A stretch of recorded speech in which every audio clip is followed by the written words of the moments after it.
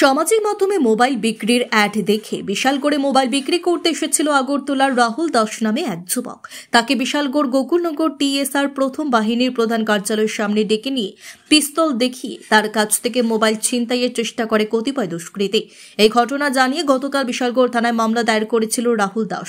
এই মামলার ভিত্তিতে তদন্তক্রমে অভিযুক্তদের জালে তুলতে সক্ষম হয় পুলিশ।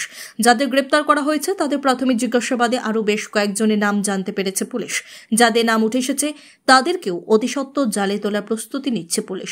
সংবাদ মাধ্যমের মুখোমুখি হয়ে এই বিষয়ে বিস্তারিত জানান বিশালগড় থানার অফিসার ইনচার্জ সঞ্জিত সেন।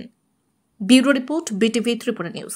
আপনারা জানেন গতকালকে রাহুল দাস চন্দ্রপুর বাড়ি একটা ছেলে অনলাইনে মোবাইল যে সেল করার যে একটা অ্যাড দিয়েছিল সেই মোবাইলটা বিক্রি করতে আসার সুবাদে টিএসআর ক্যাম্পের নিকটে তার সাথে একটা ইনসিডেন্ট হয়েছিল, সেটা আপনারা জানেন।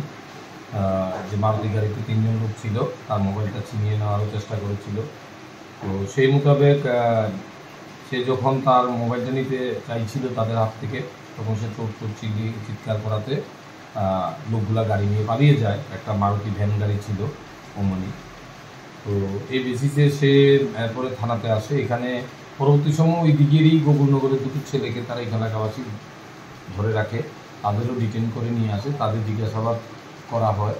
জিজ্ঞাসাবাদ করার পরে আমরা তাদের মধ্যে যে সাগর নামক একজন আছে, সে আমাদের গত 4 দিন আগে যে একটা কেস হয়েছিল হরিশনগর চা বাগানের এখানে একটা গাড়ি স্কর্পিও গাড়ির সাথে একটা ওয়াগনার গাড়ি ড্যাশিংকে নিয়ে, ওই কেসে সে ইনভলভমেন্ট আছে। সে তার স্টেটমেন্ট ইন্টারভিউশনে এসছে, তাকে আমরা সাগর নমকে আমরা ওই কেসে অ্যারেস্ট করি।